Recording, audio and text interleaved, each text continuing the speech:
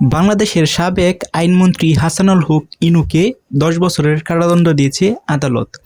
এখন এই যে হাসানুল হক ইনু তখন কিন্তু যে সময় আওয়ামী লীগের আমল ছিল এবং আওয়ামী লীগ সরকারের কিন্তু উনি হচ্ছে একজন আইনমন্ত্রী ছিল এবং যে সময় হচ্ছে জুলাই অভ্যন্তর শুরু হয় তখন কিন্তু ওনার নামে বেশ কিছু মামলা কিন্তু ক্রিয়েট হয় এবং সেই মামলার যে রায়গুলো আছে সেইগুলো কিন্তু আজকে কার্যকর হয়েছে এবং ওনার নামে যে আজকে রায়গুলো হয়েছে সেটা হচ্ছে ৩টা মামলার রায় কিন্তু ওনার নামে হয়েছে এবং এই ৩টা মামলায় টোটালি ৩৫ বছরের কারাদণ্ড দিয়েছে আদালত।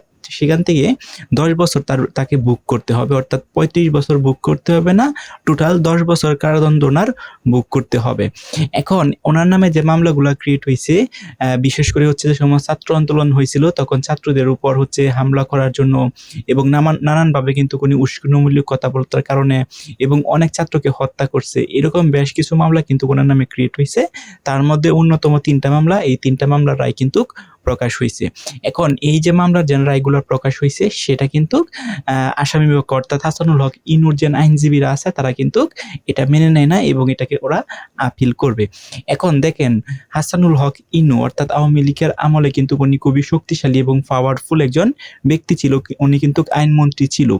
সো পাপ কিন্তু কাউকে কিন্তু ছাড়ে না এবং যত হচ্ছে বড় হোক না কেন, যতই পাওয়ারফুল হোক না কেন, আইনের কাছে কিন্তু সবাই মাথা নত করতে হয়।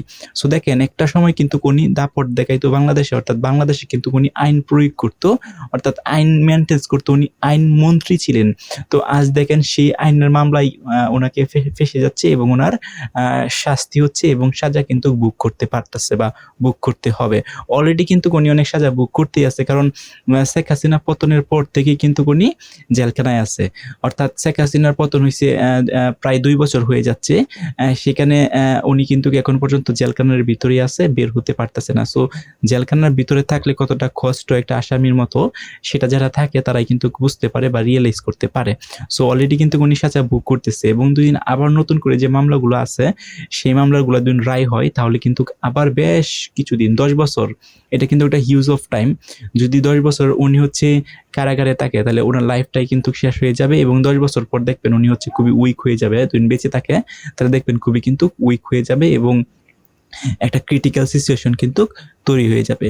সো এটা দিয়ে আমরা এটা বুঝতে পারতেছি যে পাপ করবে, যে অন্যায় করবে তার কিন্তু সাজা ভোগ করতেই হবে। কারণ দেখেন হাসানুল হক ইনু কিন্তু খুবই শক্তিশালী পার্সন থাকার পরেও ওনাকে কিন্তু এখন আদালত তাকে কারাদণ্ড দিছে।